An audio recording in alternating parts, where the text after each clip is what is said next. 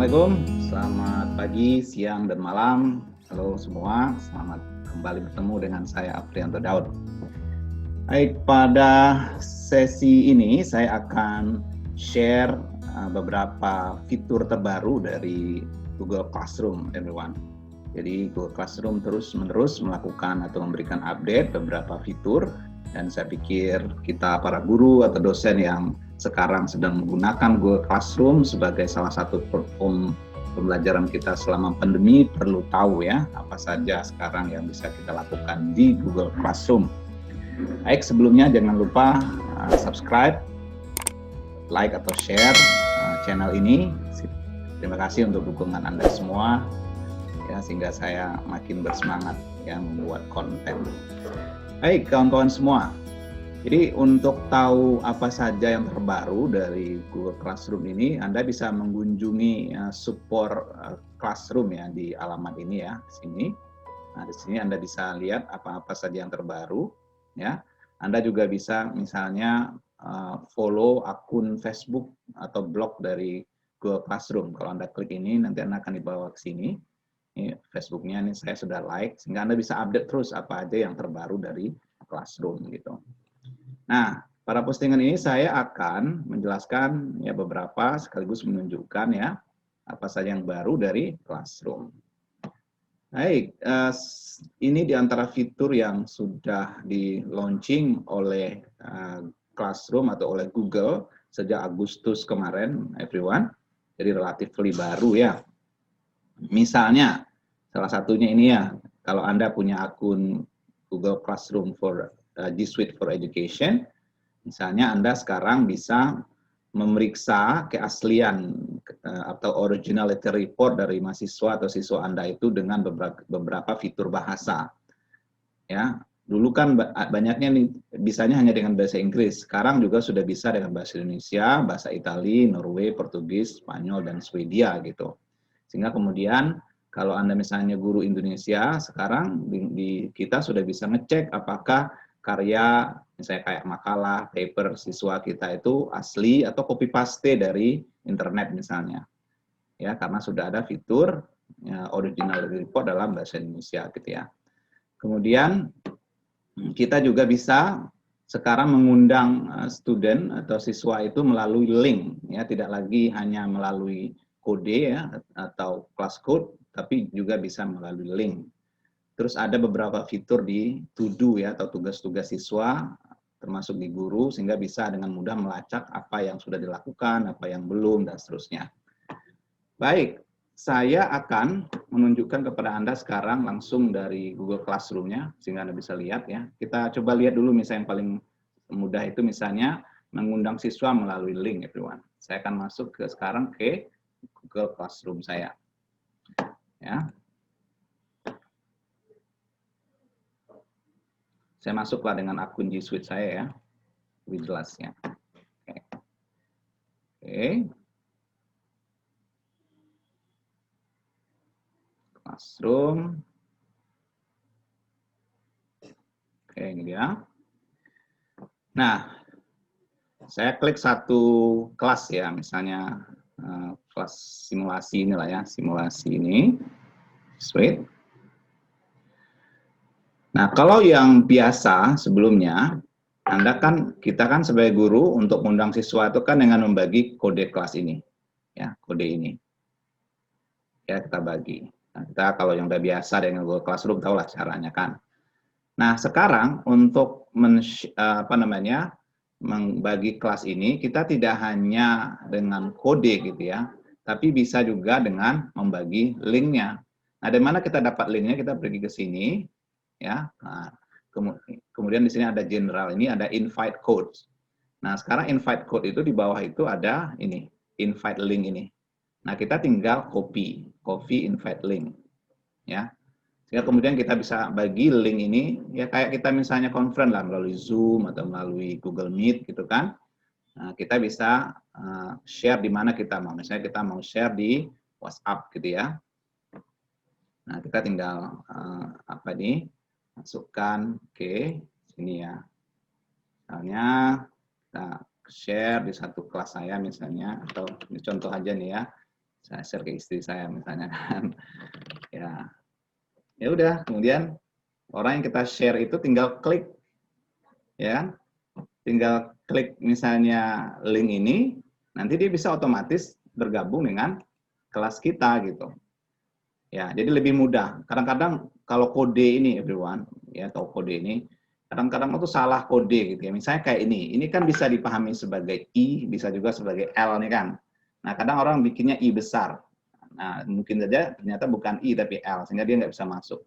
Tapi kalau misalnya dengan copy invite link yang ini, ya invite link yang barusan gitu ya, orang akan mungkin tidak akan lagi ada kesalahan-kesalahan untuk masuk gitu. Memang ada plus minus ya dengan kode ini, itu semua orang dengan mudah bisa masuk ya.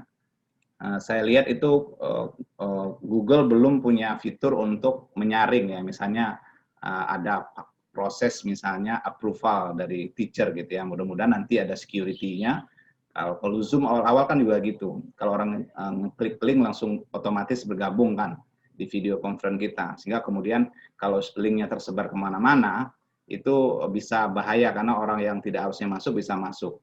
Jadi memang ada isu terkait link ini, yaitu isu security. Tapi kalau isu dari sisi kemudahan itu jauh lebih mudah dengan menggunakan link ya, kita bagi. Jadi tergantung guru lah. Kita itu mau membagi link itu, memang kelas kita terbuka untuk banyak orang.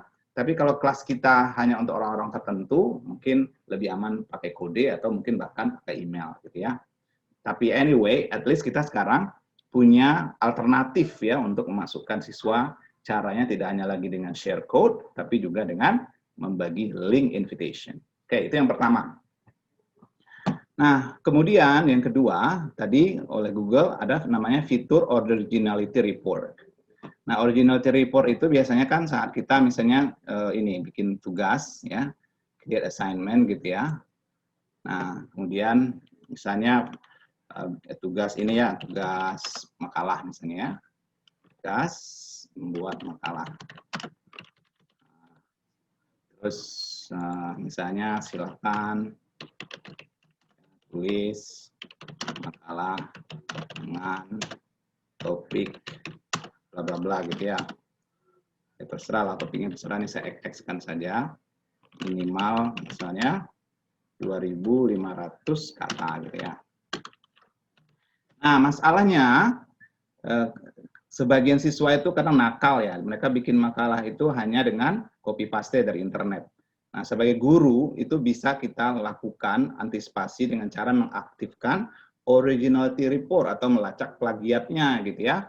Nah, caranya adalah dengan mengklik ini, cek plagiarism ini, kita klik. Ya. Nah, cuma masalahnya dengan fasilitas G Suite Education ini dia maksimal hanya 3 assignment, tapi nggak apa-apa. At least kita punya cara sekarang untuk mengantisipasi mahasiswa atau siswa yang melakukan copy paste. Nah, kita aktifkan itu, kemudian kita oke-kan, kita continue. Maka sekarang dia aktif tuh, checklist aktif. Nah, nanti kalau siswa kita misalnya mengumpulkan tugas makalah ini, maka Google Classroom akan kita bisa fungsikan untuk melacak plagiatnya, ya, apakah dia copy paste atau tidak gitu. Nah, dulu ini hanya terbatas di bahasa Inggris. Sekarang fitur terbaru sejak Agustus itu sudah ada dalam beberapa bahasa, termasuk bahasa Indonesia. So this is good news everyone. Nah, sehingga kemudian nanti kita assign gitu ya, kita assign.